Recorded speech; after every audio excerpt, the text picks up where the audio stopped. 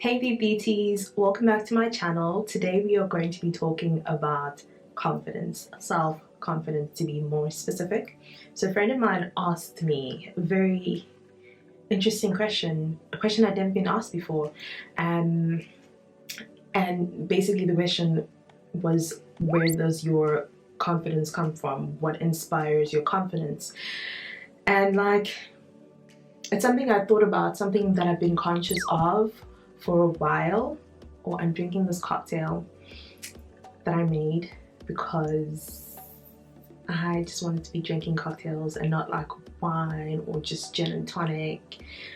So this one has gin, it's got some lemon lime Sprite, and it's got some Sauvignon Blanc and then orange juice.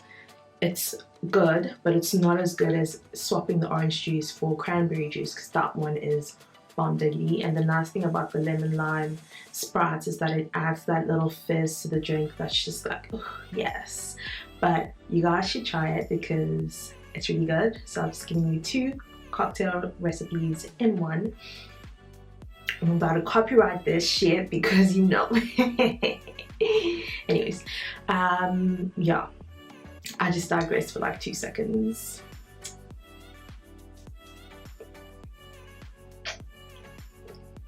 I'm gonna put it down so that I can actually have this conversation and make this video quick and short, and you know, so we can keep it moving.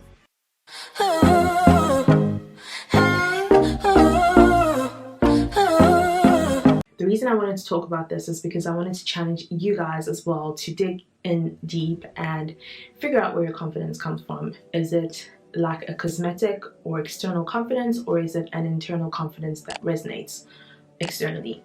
So for me, my story is quite simple. When I moved to South Africa, I was just, you know, the new girl in my high school. I was the dark-skinned girl, and I was like the new black girl. Okay, and I was also a foreigner, and that was like, you know, all good and well. I was very much oblivious to what it was like to be Nigerian in South Africa because I just moved there, so obviously I had no idea. But anyways, I was in high school when I was like 11, because the schooling system in Nigeria is very different. So even when we were in Botswana, I ended up not doing grade 7 and went straight to high school.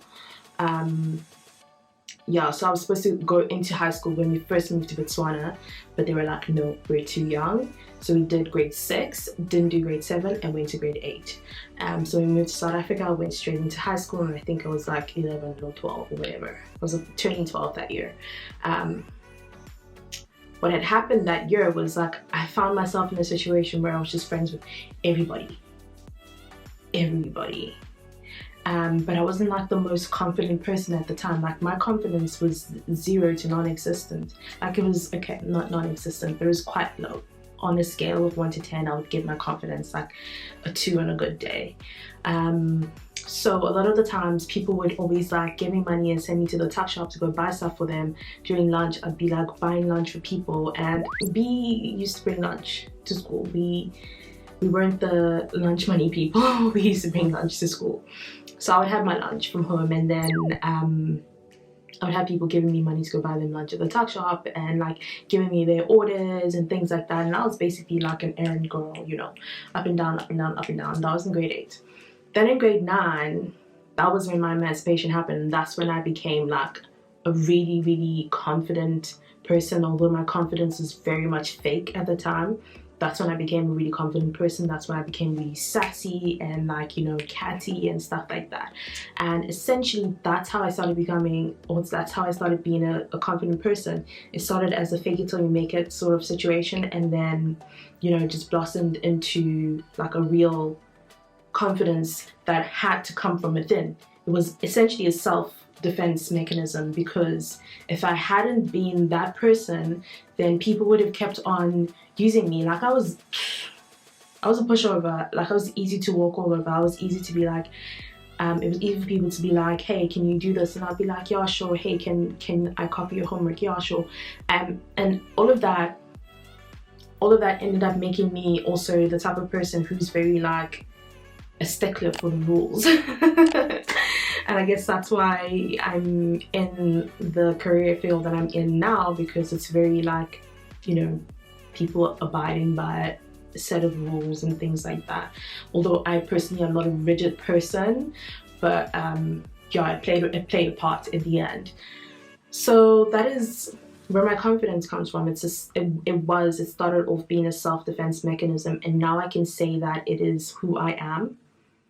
And it's really great because there are times when, like, I'm the type of person who loves to get dressed up, right? And I know that I can get dressed up and I can be really, really cute when I want to be, but not all the time. And there were times when I would go out and I'm not dressed up and I'm just looking, you know, okay or whatever, and I would still be the same confident girl. I would still walk with my head high the same way I would if I was dressed up. And you know, that made me realize that my confidence actually is a confidence that comes from within. It's not like a confidence that I only have when I look a particular way or when I'm dressed a particular way. I will say though that the cosmetic confidence, the external confidence does help, because it gives you a booster. It's like, you know, when you're not having a good day and when you're not feeling great, and then you like dress up and you do your makeup and you know, you get all cued up and everything, and you feel better, you feel more confident, you feel like, okay, you know, let's go out, let everyone see me. Everyone needs to see me right now, you know what I mean? So yeah, the external like cosmetic confidence is also really great to have, because it boosts what you already have within. The only thing is that if you let that external confidence be your only source or your main source of confidence, then you're gonna have a problem. But if it's just like a booster, if it's just, you know, adding a little bit of spice to your chicken, then, you know, that's great. But yeah, that's essentially my confidence story. The thing about being a confident person is that when you surround yourself with people who are not confident, or who do not have like who are not self-assured, then they kind of make you want to dim your lights so that they can feel more comfortable being around you. And that has just made me be super conscious of who I give my time and energy to, because I feel like I've been around people who have made me feel like I'm a lot, and who have made me feel like I'm too much and I need to chill and I need to, you know, not do this and not do that. And it's uncomfortable. It's so uncomfortable. Like, I've been in situations where I felt so uncomfortable because I'm unable to be myself. You can't express yourself the way that you want to express yourself because somebody's going to take it out of turn. And like the things that you say in jest, people will take seriously, because I joke around a lot. Like, I'm such a clown. Oh my gosh, I joke around a lot, and the people who know me and understand that a lot of the times I'm just like clowning and I'm just playing, and I'm super cautious of the things that I say to people and the people that I say things to and the people that I spend time with, because I just don't ever want to find myself in a situation again where I feel like I'm being too much, or you know, no, I don't want that. It's just, it is what it is. But at the end of the day, the one thing that I've learned is that there's absolutely nothing wrong with being a confident person, as long as your confidence is something that comes from within and not from the outside. And you just need to be guarded, and you need to be selective with the people that you give your time and your energy to, because not everybody deserves your time and your energy. Not everybody has your best interest at heart. Some people are waiting for your downfall, honey. So, you know, you don't need to be everybody's friend. And that's that on that. Anyways, I'm gonna grab my cocktail now because I've been talking for way too long. But I really do hope that this challenges you to, you know, figure out where your confidence comes from and own your confidence. If you feel like you're one of those people who isn't very self-assured, figure out why you're not very self-assured, and then, you know, there's a strand of hair on my face, work on it. Because you don't want to be that person that isn't capable of allowing certain people to feel comfortable when they're around you.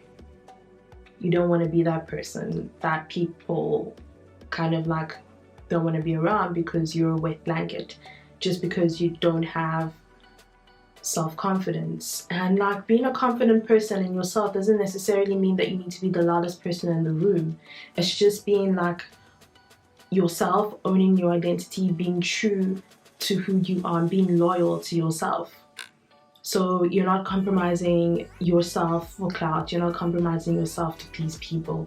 You are not doing things out of character to make other people happy, because at the end of the day, if you are losing who you are just to make other people happy and just to be around other people, then you lost. Thank you guys for watching my video. I hope you have enjoyed it. If you have, definitely give the video a thumbs up and subscribe to my channel. In the meantime, I'm gonna keep drinking my cocktail, and y'all have a good evening now.